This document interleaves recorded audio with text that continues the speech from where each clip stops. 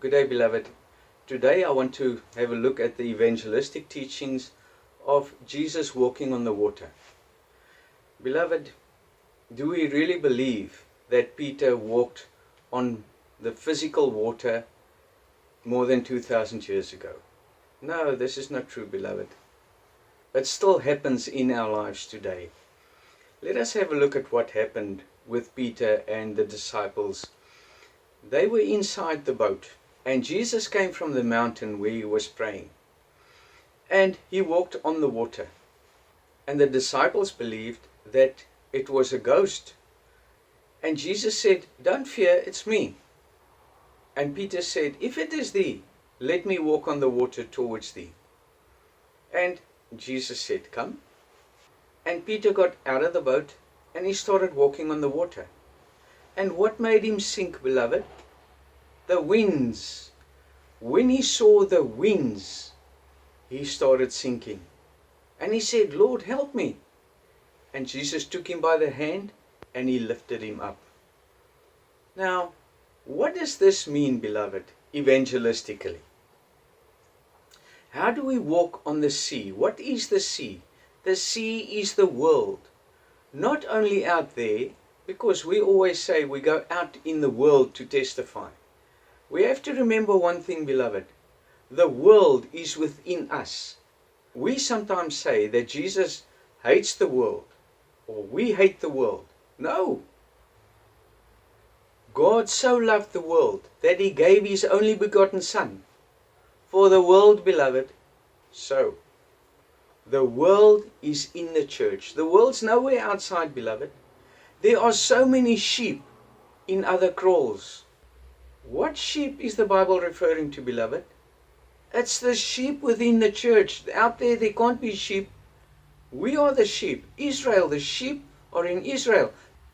But some of us don't understand the spiritual teachings of God. Some of us still believe in a physical Jesus. Some of us still read the Bible as a physical history book. It isn't, beloved. The Bible is written to become you. The Bible must be written in your heart, the flesh tables of your heart. You must live it. You must become it. When you read the Bible, don't read about a Jesus and envy Jesus. Don't read about Peter and envy Peter, the rock, the church. You have to become that.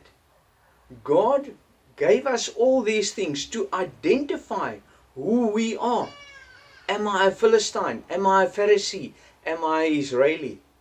Am I a son of God? Or am I a son of darkness? Therefore, I want us to understand that this Bible is an extremely deep spiritual book. The disciples were on the boat. What is the boat, beloved? The boat is made up of slats. And what are those slats? What is the boat? The boat is the church. It's the ark. That's where we are safe and protected from the world and protected from the mind, protected from the darkness. Isn't it? That's where we are, in the boat. And those slats, testimony, choir practice, bread breaking, and those are the slats that the church is made up of. And that's the boat where we are safe, protected from the world. But Peter and them were inside the boat, and they saw Jesus coming, walking on the sea, but they didn't identify him. What does that mean, beloved? Sometimes we don't identify Christ in the priest. We don't identify Christ in the deacon. We don't identify Christ in the apostle. Why? Because we are blind, beloved. It's not that Christ isn't there. We do not identify him. And that's why they saw him as a ghost. What is a ghost? It's like mist, isn't it? It's like something that doesn't really exist. So, they didn't see Jesus. They saw Jesus as a ghost. They saw Jesus as something that doesn't really exist. How can he walk on the sea? What does it mean to walk on the sea, beloved? To have something under your feet. To have overcome it. The world don't control you anymore. You control the world within your mind. You walk on the sea. You don't sink into the sea and become part of it, or have part of the world. So Peter saw Jesus as a ghost. And Jesus said to him, well, come, walk towards me. And as I said before, what made Peter sink? The winds. How can a wind make you sink, beloved? If it was the waves, it would have been fine. Yes, that makes sense. But the winds, how can you see a wind?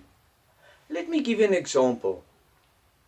Sometimes we see the power in somebody. Sometimes we see the underdeacon walk on the sea. But we can't identify Christ within him yet. We hear him talk, but we don't really believe in his power. And then we become a Peter. And we say, I want to walk on the sea like you, underdeacon. And then the underdeacon says, fine, come, walk with me. Let's go out on the field of testimony. And we go out on the field of testimony. And the underdeacon says to me, okay, you knock on the door for us tonight. You open this house for us. And Peter was very brave because he walked on the sea with Jesus. He was with his underdeacon. And then he knocked on the door. And he said, good day. I am from the body of Christ and I want to speak to you about the Bible. And the person said, good day. I am Professor so-and-so. I studied theology and I know the Bible very well. So come in. Let us talk. So when Peter saw that wind of teaching, the wind that this guy's going to slaughter us. We can never teach this guy the evangelistic teachings of God. This wind is too powerful. And he started sinking. And he said, underdeacon, what are we going to do? And the underdeacon said, brother, come. No problem. God is the word upon our tongue. Doesn't God create through his Son only? Yes, that's Jesus. It wasn't a physical Jesus. God lives within his temples. And he lives within the underdeacon, the evangelist. He lives within the priest. He lives within all of us, the entire body. And they went in. And then Jesus calmed the sea and he calmed the wind. Because he had the power over it. Not him, God through him. And that is the basics of Peter walking upon the sea, beloved. We must also walk upon the sea. And for the weak ones, let's stay in the boat because that's where we will be strengthened. That is where we will meet Jesus. That's where the eye will open for us to see Jesus speaking through the beloveds. And then we will walk on the sea as well. Thank you for listening, beloved. Share this with all the beloveds. And God bless all of you. Thank you.